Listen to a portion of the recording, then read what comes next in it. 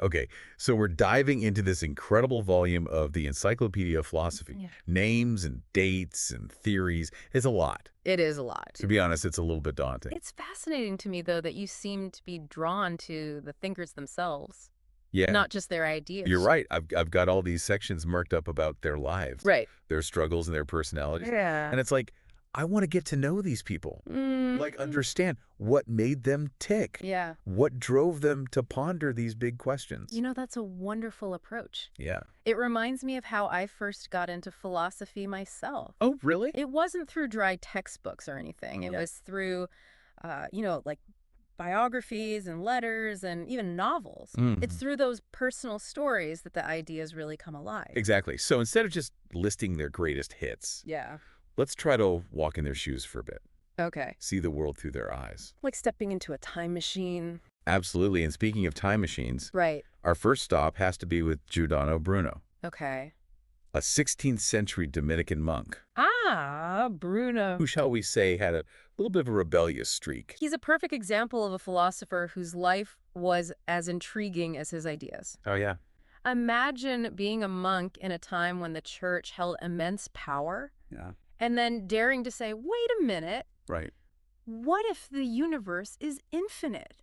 What if there are countless worlds out there? Yeah. Talk about a mind-blowing concept, especially back then. To go against the grain like that, to risk everything for your beliefs, Yeah. it takes a special kind of courage. It does make you wonder about his personality, doesn't it? What was it about Bruno that allowed him to stand so firmly against the prevailing dogma? Hmm. Was it a thirst for truth? Yeah. A sense of wonder at the vastness of the cosmos? Maybe. Or perhaps a touch of defiance? I'm sensing a bit of all of the above. Yeah. I mean, the guy wandered all over Europe, lecturing and writing, Yeah. spreading his ideas despite the danger. Right. He wasn't exactly shy about challenging authority. No, and he ultimately paid the price for that defiance, burned at the stake for heresy in 1600. Wow. It's a stark reminder of how revolutionary ideas can be perceived as dangerous, Yeah. even threatening by those in power. His death was a tragedy, Yeah. but in a way, it also cemented his legacy. Bruno became a symbol of intellectual freedom, Right. a martyr for the right to question and explore beyond the confines of accepted truths. And it's fascinating how his vision of an infinite universe, Right. once deemed heretical, Yeah, has become a cornerstone of modern cosmology. it really is. It makes you wonder what ideas that are considered radical today will be commonplace in the future. Okay, Bruno has definitely set a high bar for intellectual bravery. He has. But I'm curious to see where our next time-traveling adventure takes us. All right. Ready to jump a few centuries ahead. Absolutely. Let's see. How about we step into the world of A.J. Ayer, a 20th century philosopher who championed a very different approach to knowledge, logical positivism. Ah, yes, Ayer and his quest for empirical verification. Yes. The idea that a statement is only meaningful if you can test it, Right. observe it, Uh-huh. prove it. Yeah. Talk about a shake-up to the philosophical world. It was a radical departure from traditional Take that. philosophy, wasn't it? Yeah. Ayer wanted to sweep away all the metaphysical cobwebs, all the vague and unverifiable claims that he saw as muddying the waters of clear thinking. I can almost see him with a philosophical duster in hand, Right. clearing out the dusty corners of abstract thought. Yeah. He was all about clarity and precision and sticking to what could be observed and proven. It was a reaction in many ways to the tumultuous events of the early 20th century. Oh, yeah? World wars, revolutions, scientific advancements. Right. Perhaps Ayer, like many of his contemporaries, Yeah. was seeking a more solid foundation for knowledge in a world that felt increasingly uncertain. That makes sense. In a way, he was trying to ground philosophy in the same kind of rigor and testability Yeah. that was transforming the world of science. And it sparked some incredibly heated debates. Oh, I bet. Some argued that his strict empiricism was too narrow, Hmm. that it left no room for things like ethics, Right. aesthetics, or even the very concept of the self. It's interesting how those debates still resonate today. They do. Even outside the realm of academic philosophy, Yeah. we're constantly wrestling with the question of what we can truly know, how much we should rely on our senses versus our intuition or faith. Exactly. Yeah. Ayer may have taken a particularly strong stance, Right.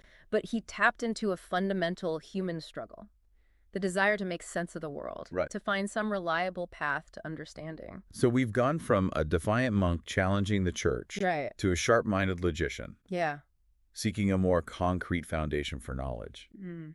What other fascinating personalities await us in this encyclopedia? Let's see. Let's journey back in time again. Okay. This time to 12th century Spain, All right. where we meet Averroes, also known as Ibn Rushd. Averroes the bridge builder Mm-hmm. between Islamic and Christian thought. Yes, His work on Aristotle is legendary. it is. I mean, imagine trying to reconcile ancient Greek philosophy Right. with the teachings of Islam. Hmm. Talk about a complex intellectual puzzle. It was a time when Islamic scholarship was at its zenith, Yeah. and Averroes was a shining star. Mhm. He saw in Aristotle a system of thought that could illuminate both the natural world and the divine. Wow. But navigating those waters wasn't always smooth sailing, was it? No kidding. Right. Trying to find that sweet spot between reason and revelation, Yeah. philosophy and theology, Uh-huh. it's a tightrope walk that many great thinkers have attempted. Hmm. What strikes me about Averroes is his commitment to finding harmony between those seemingly disparate realms. He argued that philosophy and religion were in conflict, but rather complemented each other. That reason could lead to a deeper understanding of faith. That's an idea that echoes throughout history, isn't it? It does. The tension, the dance between faith and reason. It's a theme we've seen already with Bruno, We have. and I'm sure we'll see it again. Absolutely. And Averroes' meticulous commentaries on Aristotle Yeah. helped to revive interest in ancient Greek thought in both the Islamic and Christian worlds.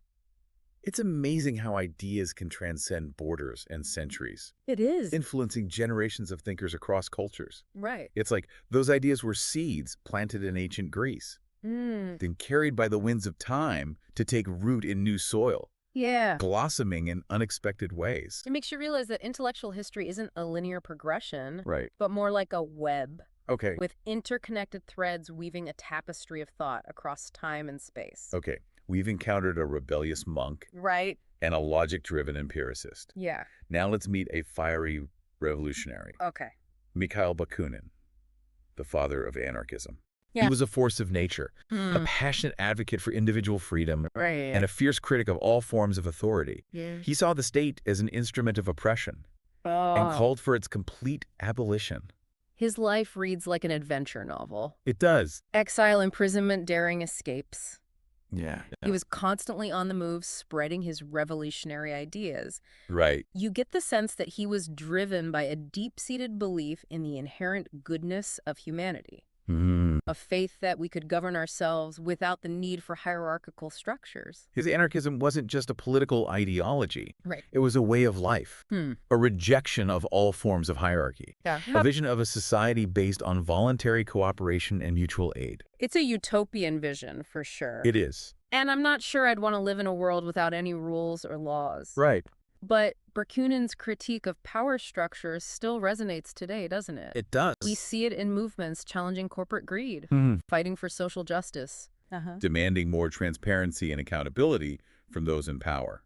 It's a reminder that the struggle for individual freedom and autonomy is ongoing.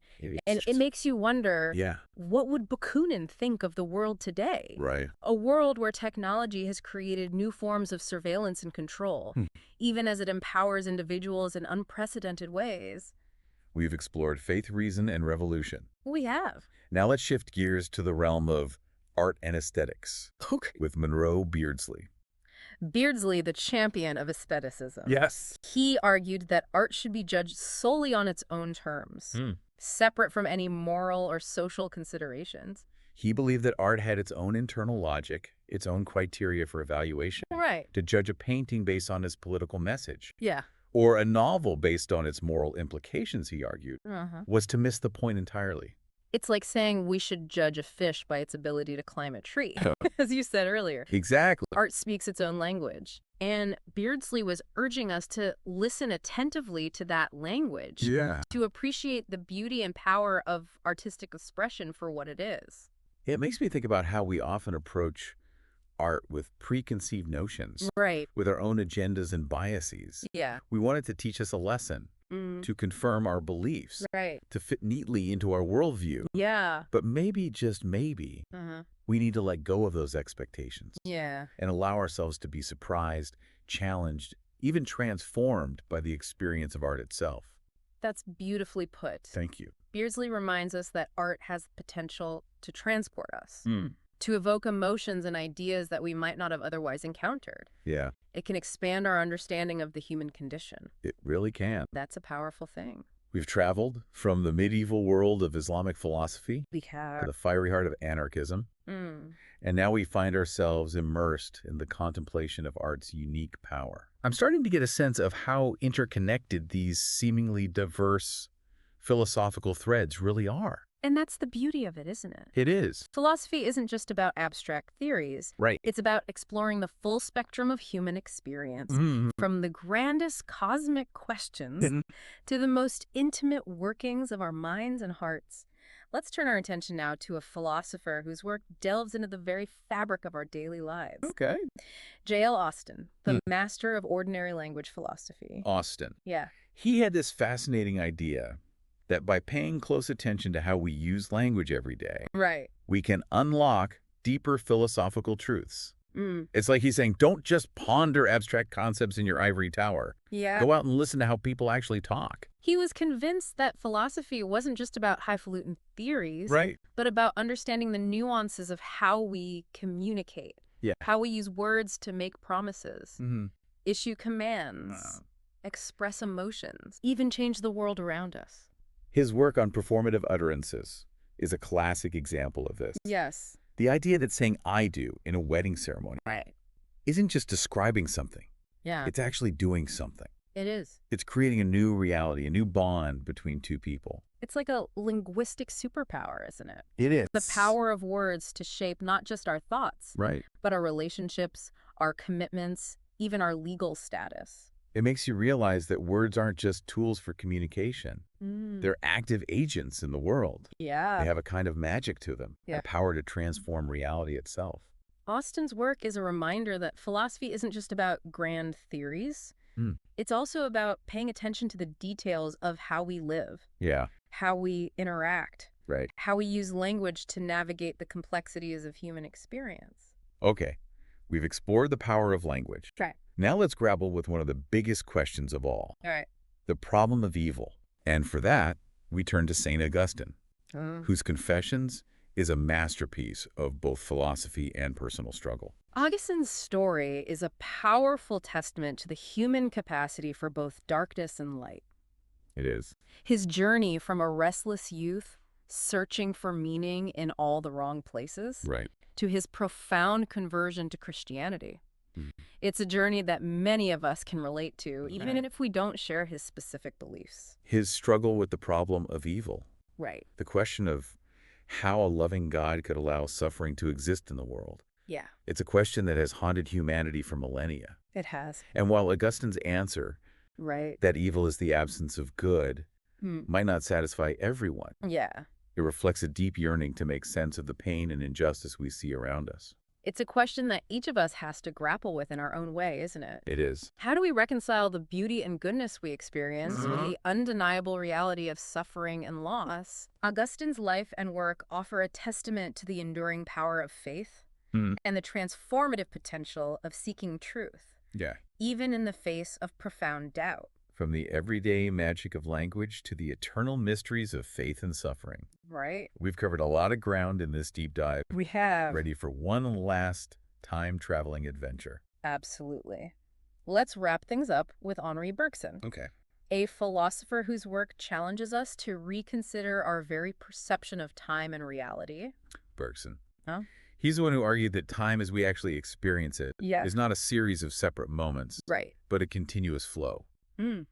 Kind of like how a melody isn't just a collection of individual notes, but a unified whole that unfolds over time. He believed that our lived experience of time is richer and more complex than the linear clock time that dominates our modern world. Right. He was fascinated by the way our memories Our perceptions, our very sense of self are all interwoven with this flowing, ever-changing stream of consciousness. His concept of élan vital, Yes. that creative life force that drives evolution and animates all living things, Right. always intrigued me. Mm. It's like he's saying there's a kind of energy, a vitality, Yeah. that can't be reduced to mere physical processes. It's a powerful counterpoint to the mechanistic worldview Mm, that often dominates scientific thinking. right.